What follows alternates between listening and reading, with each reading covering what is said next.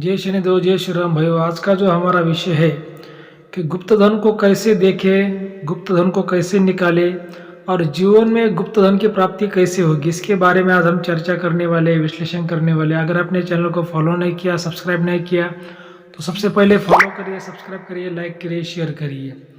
तो देखिए भाइयों, आज मैं आपको एक नई जानकारी देने वाला हूँ, लेकिन सबसे पहले आप क्या करिए, प्ले स्टोर से एस्ट्रोसेज ऐप डाउनलोड करके उस ऐप में हमें आचार्य ज्ञानेश्वर से सर्च करके फॉलो करिए। उसमें हम हर रोज़ रात को लाइव आते हैं और फ्री में कुंडली का विश्लेषण करवाते हैं। ठीक है, तो प्ले स्टोर में जाइए, एस्ट्रोसेज ऐप डाउनलोड करके उसमें आचार्य ज्ञानेश्वर से हमें फॉलो करिए। तो भाइयों देखिए, बात ऐसी है कि बहुत से लोगों को लगता है कि भाई हम अमीर बने, ठीक है, जो हमारी गरीबी है वो चली जाए, हमें कुछ अचानक से धन मिले, फ्री में प्रॉपर्टी मिले। मतलब हर व्यक्ति को लगता है कि वो अचानक से एक रात में अमीर बन जाए। अभी देखिए, एक रात में अमीर बनने का सपना देखना तो कोई पाप नहीं है कलयुग में, क्योंकि हर कोई इंसान अमीर बनना चाहता है। हर किसी की इच्छा होती है भाई हमारी गरीबी दूर हो जाए और हम अमीर बने। तो इसमें अभी अमीर बनेंगे कैसे, एक रात में पैसा आएगा कहाँ से? तो जो लोग, कुछ लोगों का जो कहना होता है कि गुरुजी अचानक से कोई लॉटरी लग जाए, अचानक से कुछ जमीन के अंदर गड़ा हुआ धन मिल जाए, अचानक से कोई पैसों की बरसात हो जाए। तो भाई वो क्या ऐसी बातें होती है क्या? तो ठीक है, तो देखिए पैसों की बरसात आज के ज़माने में होती है या नहीं होती, इसके ऊपर तो मैं आपको कुछ नहीं बोल सकता। ठीक है, लेकिन पहले ज़माने में ऐसी बातें होती थी। लेकिन आज के ज़माने में हो सकता है भाई आपको कि गड़ा हुआ धन मिल जाए, क्योंकि आज के ज़माने में भी गड़ा हुआ धन है, गुप्त धन है। आपने बहुत से न्यूज़ चैनल में, बहुत से फिल्मों में, कहानियों में, सीरियल में आपने देखा होगा। हमारे दादा परदादा, आपके दादा परदादा, जो उनकी कहानियाँ होती थी वो बातें बताते थे। तो कैसे गड़ा हुआ धन मिलता है, कैसे गुप्त धन मिलता है। मतलब जो गुप्त धन था पहले ज़माने में भी था और आज के ज़माने में भी है, और बहुत से लोगों को मिला भी है। लाइव लोग, जो बड़े बड़े जो नेशनल न्यूज़ वाले जो चैनल है वो भी दिखाते हैं कि यहाँ पे धन मिला, वहाँ पे धन मिला। जो यूट्यूब चैनल के लोग हैं वो भी मतलब दिखाते हैं।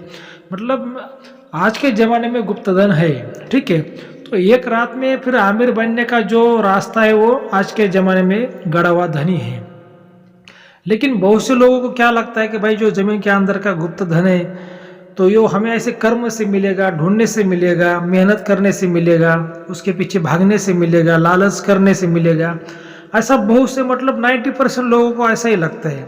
लेकिन भाई वो ये बात सच नहीं है। ठीक है, क्योंकि देखिए कर्म के साथ में भाग्य भी बड़ा होता है। अगर किसी व्यक्ति को आमिर बनने का है तो कर्म के साथ में उसको भाग्य का भी साथ होना बहुत जरूरी है।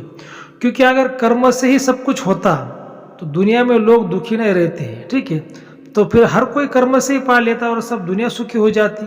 लोग सुसाइड क्यों करते, क्यों मरते, क्यों गरीब रहते? तो देखिए कर्म बड़ा तो है, लेकिन कर्म के साथ में भाग्य भी बड़ा है।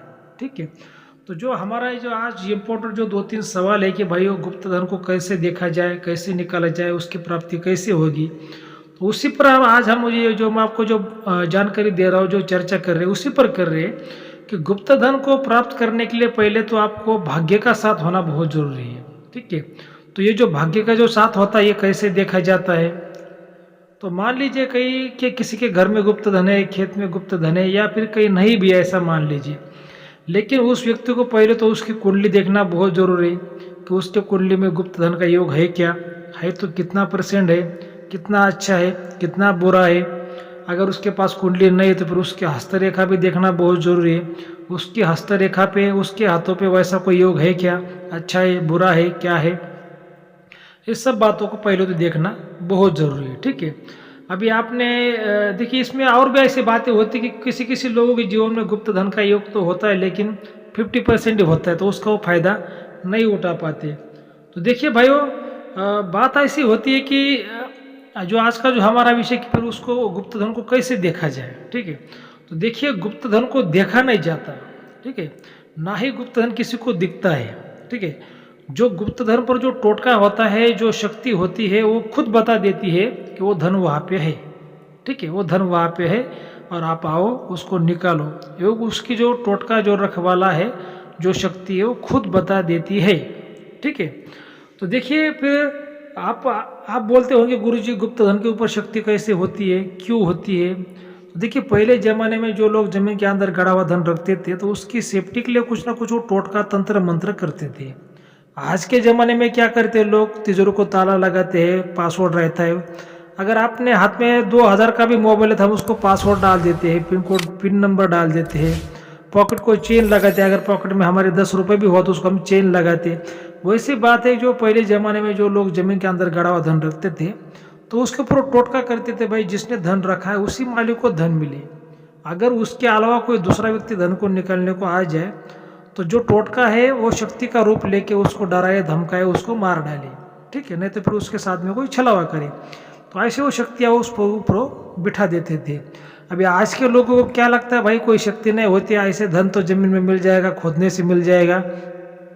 ऐसी बातें बिल्कुल भी नहीं होती, क्योंकि जो व्यक्ति जमीन के अंदर धन को रखता था उसकी सारी जिंदगी की जो कमाई थी वो गड़े हुए धन के अंदर डाल के जमीन के अंदर रखता था। अगर हम हमारे पॉकेट में 10 रुपये है, 100 रुपये, अगर हम उसको ताला लगाते हैं, सॉरी उसको चेन लगाते हैं हमारे पॉकेट को, तिजोरी को, अगर हम 10,000 भी 1 लाख भी हमारे तिजोरी में है तो हम उसको ताला लगाते, घर को ताला लगाते। तो जाहिर सी बात है अगर कोई व्यक्ति उसकी ज़िंदगी की पूरी कमाई जमीन के अंदर रख रहा है तो कोई ना कोई उसको टोटका करेगा, कोई ना कोई उसकी सेफ्टी करेगा। अभी पहला जो जमाना था उसमें ज़्यादा पढ़ाई लिखाई पुलिस कानून ऐसा कुछ भी नहीं था, ठीक है। जो डाकुओं का राजा महाराजाओं का वो जमाना था और उस जमाने में तंत्र मंत्र विद्या ये ज़्यादा चलती थी, ठीक है। जड़ी बूटी तंत्र मंत्र विद्या ये ज़्यादा चलती थी। तो बराबर वो लोग क्या करते हैं, और पहले ज़माने के जो लोग थे ना वो भी मतलब बहुत पावरफुल तांत्रिक थे, ठीक है। क्योंकि जो पहले ज़माने के लोग थे उनका जप तप और थे बहुत ज़्यादा था, इसी वजह से वो जो भी टोटका करते थे उनका वो सफल हो जाता था। तो भाई वो बात ऐसी कि फिर वो लोग क्या करते थे, कोई ना कोई टोटका कर देते थे, ठीक है। तो ये जो पहला सवाल है तो मैंने आपको बताया कि जैसे कि जो गुप्त धन मिलता है भाग्य से मिलता है, उसको हस्तरेखा उसकी कुंडली देखी जाती है, उसका नसीब देखा जाता है।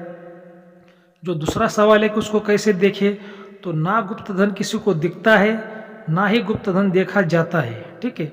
अगर कहीं जमीन में गड़ा हुआ धन है तो उसकी जो शक्ति है घर के मालिक को, किसी आम इंसान को, अगर किसी के नसीब में योग है तो उस इंसान को या फिर तांत्रिक को, ठीक है, वो शक्ति खुद बता देती है कि धन कहाँ पे है और वो जो धन है, ठीक है, तो वो धन कैसे निकाला जाए, शक्ति की क्या इच्छा है, उसकी क्या इच्छा पूर्ति करनी है, वो शक्ति खुद बता देती है, ठीक है। अभी फॉर एग्जाम्पल मैं आपको और भी एक साधारण भाषा में बताता हूँ, ठीक है। आज के ज़माने का देखिए, जैसे कोई मिनिस्टर है वो कहाँ है, दिन भर कहाँ रहेगा, ये किसी को भी मालूम नहीं होता, ठीक है। जो मिनिस्टर का जो पीए है उसको ही मालूम होता है और उसको ही लोग पूछते हैं और वही लोगों को बता देता है, भाई मिनिस्टर साहब आप आज दिन भर कहाँ पर रहेंगे, ठीक है। ये वैसी बात है कि जो शक्ति है, शक्ति धन का जो राज है वो बता देती है, ठीक है। अभी जो छोटे मोटे तांत्रिक है उनको ये बातें समझ में नहीं आती। वो क्या करते हैं, अगर कोई इंसान उनको बोलता है भाई ये खेत में धन है, घर में धन है, तो वो चले जाते हैं धन को निकालने। अब वो जैसे जाते, जो शक्ति है वो जो है धन तो दिखा देती है तांत्रिक को, लेकिन तांत्रिक जल्दी ना निकल पाए उसके लिए वो गुमराह कर देती है। धन अगर कहीं एक जगह पे है तो उसको दिखाती है दूसरे जगह पे, ठीक है। तो उसको क्या करते हैं, कहते हैं कि भाई धन ने जगह छोड़ दी। तो ये क्या होता है कि जो तांत्रिक धन को निकालने को जाते तो लालच में जाते हैं। लालच में कभी भी नहीं जाना चाहिए, शक्ति से बात करनी चाहिए, उसकी क्या इच्छा है वो जाननी चाहिए, उसकी इच्छा पूर्ति करनी चाहिए, तभी वो धन आपको देती है, ठीक है। तो ये तो बात हो गई भाई, वो धन को कैसे देखा जाए, कैसे समझा जाए। अभी धन को कैसे निकाला जाए, तो धन को जो कैसे निकाला जाए उसका भी साधारण जवाब है, बहुत आसान उसका जो सवाल का जो जवाब है, थोड़ा ध्यान से सुनिए। तो देखिए धन को कैसे निकाला जाता है कि जैसे मान लीजिए कि भाई कहीं पे गड़ा हुआ धन है, उसके ऊपर शक्ति है, बराबर। तो अगर वो धन आपके खानदान का है, ठीक है, तो वो शक्ति आपको 1 घंटे के अंदर आपको दे देती है, डायरेक्टली धन ऊपर आ जाता है। अगर उसको कोई सिद्ध निकलने वाला तांत्रिक है तो धन ऊपर आ जाता है, छोटा मोटा गड्ढा खोदने से भी मिल जाता है और शक्ति आपको फिर कोई नुकसान भी नहीं करवाती। लेकिन क्या होता है कि 95% मामले में ऐसा होता है कि जो धन की शक्ति किसी को संकेत देती है, किसी घर वाले को, किसी मालिक को, किसी औरत को, पुरुष को, बच्चे को, तो वो जो धन उनके खानदान का नहीं होता, किसी और खानदान का होता है, बराबर। अभी जो धन होते हैं 150-200 साल पुराने होते हैं, और जो जमीन का मालिक है वो तो अभी जमीन उसने ली होती है भाई 20 साल पहले, 30 साल पहले, तो उसके खानदान का धन तो नहीं हुआ। तो फिर दूसरे के खानदान का धन, शक्ति तो संकेत देती है, देने के लिए कहती, लेकिन कुछ पाने के लिए कुछ खोना पड़ता है। मतलब शक्ति देना तो चाहती है, लेकिन शक्ति कुछ लेना भी चाहती है। तो वो क्या लेना चाहती है, वो उसमें बहुत इंपॉर्टेंट वो सवाल हो जाता है कि वो शक्ति क्या लेना चाहती है। जब तक आप उस शक्ति की इच्छा पूर्ति नहीं करोगे, तब तक शक्ति आपको आसानी से धन नहीं देगी। आप कितना भी उसको निकालने की कोशिश करो, अगर आपने निकाल भी लिया तो उसके धन काला पड़ जाएगा, उसकी राख हो जाएगी, उसके बिच्छू बन जाएंगे, उसके सांप बन जाएंगे। ऐसा भी होता है। या फिर धन जगह छोड़ देगा, या फिर शक्ति आपके परिवार को किसी को मार डालेगी। ठीक है, ऐसी बहुत सी बातें होती है। अभी आप बहुत से लोगों को ऐसा लगता होगा कि गुरुजी तो भाई डरा रहे, गुरुजी तो फिर भूत प्रेत की बातें बता रहे हैं कि शक्ति मार डालेगी। तो देखिए भाइयों, आज का जो हमारा विषय है कि धन के बारे में, भूत प्रेत के बारे में तो नहीं है, लेकिन बहुत सी बातें कुदरत में, ये धरती पर, ये दुनिया में है कि हमें वो आंखों से दिखाई नहीं देती। बहुत से लोगों का कहना होता है गुरुजी हम जिस बात को आंखों से देखेंगे उसको ही मानेंगे। भाई ऐसे नहीं है। अभी देखिए कोरोना का जो वायरस था, उसमें बहुत से कुछ ऐसे बीमारी के जो वायरस थे, बराबर, तो जो बहुत से कुछ ऐसी बीमारी होती कि उसको जो जंतु होते हमें आंखों से नहीं दिखाई देते, लेकिन होते हैं, बराबर। अभी कोरोना की बीमारी एक दूसरे को स्पर्श करके उसकी हवा से अपने बॉडी के अंदर जाती थी, बराबर, जब हम सांस लेते थे।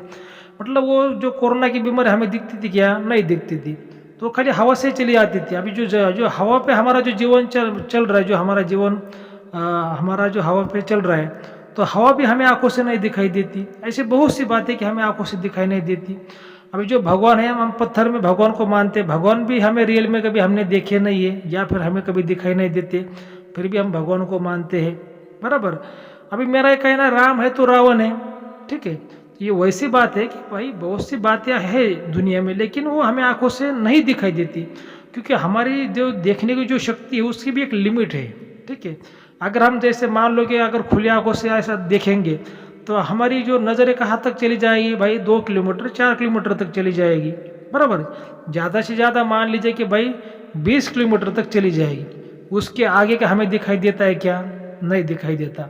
मतलब उसके आगे भी दुनिया तो है ना, 20 किलोमीटर के आगे भी दुनिया तो है कि नहीं है, लेकिन हमारी नज़र उसके पार नहीं जा रही। मतलब ऐसी बहुत सी बातें हैं दुनिया में कि जो है लेकिन आंखों से दिखाई नहीं देती। तो खाली एक आसान भाषा में अगर समझाए आपको जाए, राम है तो रावण है, इसी वजह से भगवान है तो शैतान भी है, आत्मा भी है। तो ये ऐसी बातें होती तंत्र मंत्र में। इसी वजह से क्या है ना, ये जो गुप्त धन की बातें समझने के लिए गुप्त विद्या का ज्ञान होना बहुत जरूरी है। और तांत्रिक पंडित ऐसा होना चाहिए कि उसके पास में इंद्रजाल विद्या, घोरी विद्या, ऐसा पूरा उसके पास में ज्ञान हो, तभी ऐसे मामले में आपकी मदद कर पाता है। और क्या है कि भाई वो जीवन में कभी भी व्यक्ति को पहले तो गुरु करना चाहिए, गुरु का आशीर्वाद लेना चाहिए, गुरु का प्रेम, गुरु का साथ आपको प्राप्त करना चाहिए, तभी वो व्यक्ति जीवन में सुखी रहता है, धनी बनता है, और उसको आखिर में मोक्ष मिलता है। आप कितने भी बड़े आमिर हो, कितने भी बड़े गरीब हो, व्यापारी हो, अफसर हो, कोई हो, लेकिन जब तक आप गुरु नहीं करते तब तक आप कभी भी जीवन में सिद्ध नहीं होते, ठीक है। पहले तो आपको एक ईमानदार अच्छा गुरु करना है, और गुरु भी कैसा करना है, उसके पास में त्रिगुण का, त्रिशक्ति का, त्रिविद्या का ज्ञान हो।